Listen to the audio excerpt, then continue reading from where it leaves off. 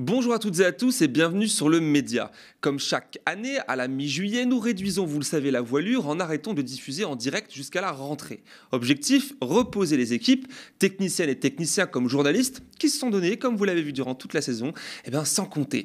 Mais hors de question de vous laisser durant les vacances d'été. Nous reprenons alors notre grille des programmes estivaux, tels que l'Instant Porcher, Jamie Lebdo, le Fond de l'Info, l'Œil de Moumou et les reportages, etc., que vous retrouverez dans notre flux 24/7 ou sur le canal 350 de la Freebox. Pour l'heure, nous sommes le mardi 16 juillet 2024 et voici le Flash Info du jour. Nous ouvrons ce flash d'été par ce qui prend les allures d'un feuilleton dont on aurait aimé se passer.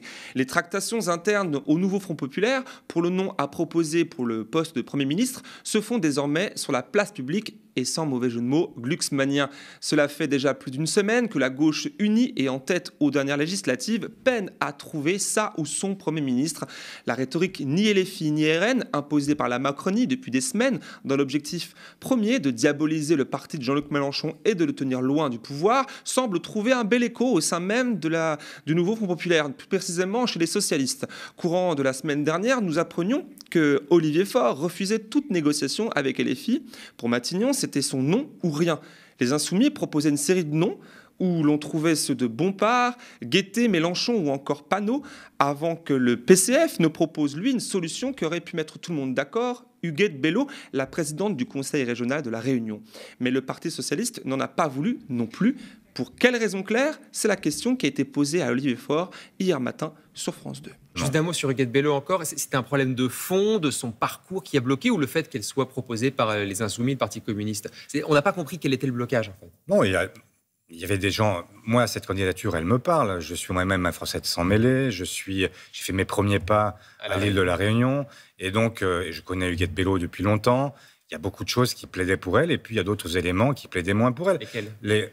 Il y avait des socialistes qui considéraient, et c'est bien normal, que le parti qui a gagné les élections européennes à gauche, c'est le Parti socialiste.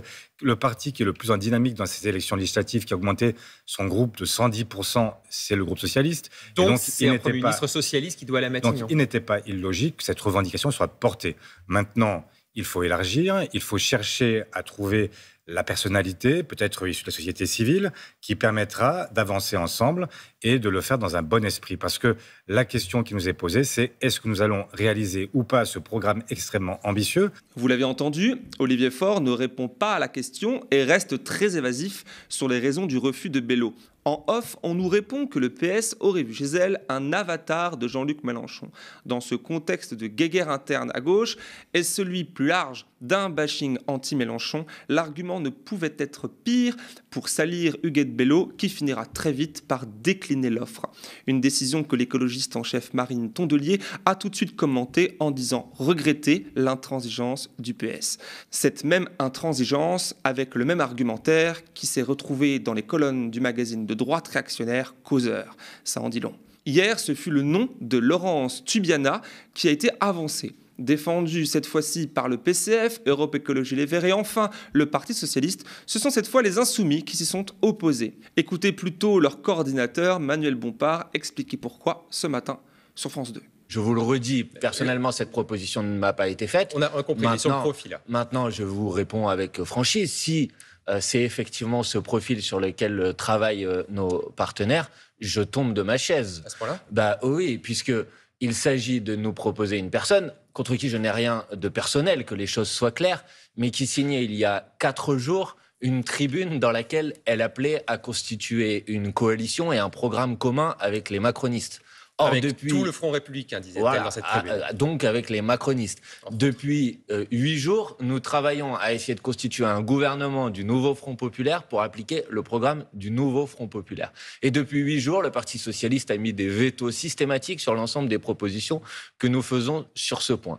Et s'il s'agit désormais de revenir avec une proposition qui vise à faire précisément l'inverse que ce sur quoi nous travaillons depuis 8 jours, c'est-à-dire en quelque sorte faire re-rentrer par la fenêtre les macronistes qui ont été chassés par les électrices et les électeurs au moment des élections législatives, c'est une proposition qui ne me semble pas sérieuse. En effet, l'économiste Laurence Tubiana a bien signé une tribune publiée dans Le Monde le 11 juillet dernier. Le nouveau Front populaire doit sans tarder tendre la main aux autres acteurs du Front républicain pour discuter d'un programme d'urgence républicaine.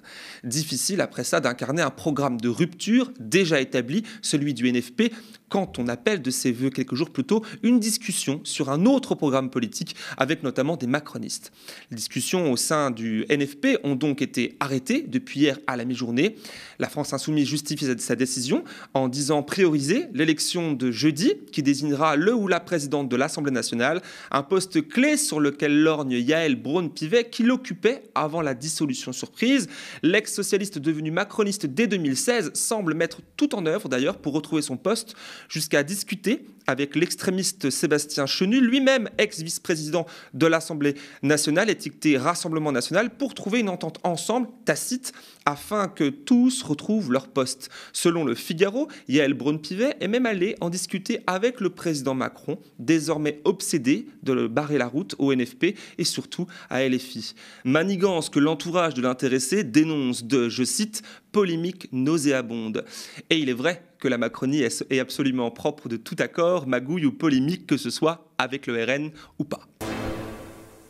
À l'heure où nous bouclons cette édition, il est 15h et nous apprenons qu'Emmanuel Macron a finalement accepté la démission de son Premier ministre, Gabriel Attal, ce qui entraîne de fait la chute de tout le gouvernement, mais pas vraiment. C'est plutôt un changement de nature puisque le président Macron, malgré la démission, va maintenir Gabriel Attal et donc les ministres à leur poste. C'est un gouvernement dit démissionnaire qui ne peut donc pas être renversé par l'Assemblée où d'ailleurs siègent désormais en même temps Gabriel Attal et 17 ministres élus députés. Ce qui contrevient au principe même de la séparation des pouvoirs. Nous suivrons la suite des événements durant la journée et demain et vous tiendrons au courant dans le prochain Flash et nos réseaux sociaux. Ce matin, une nouvelle évacuation a eu lieu à la Villette, dans le 19e arrondissement de Paris. Environ 200 personnes exilées et à la rue depuis des mois ont été mises à l'abri par les services de l'État. L'opération s'est déroulée dans le nord de la capitale, vers l'arrêt de tram Delphine-Seyrig, sous le contrôle d'un dispositif policier. Charlotte Cointes, de la coordination Utopia 56, m'expliquait en début de journée le déroulé de cette énième évacuation. La police est arrivée vers 6h30 ou 7h, quelque chose comme ça. Et donc l'information qu'on a eue ce matin et que les personnes ont eue ce matin, c'était que c'était une opération de mise à l'abri avec majoritairement des places en Île-de-France et des places à Besançon.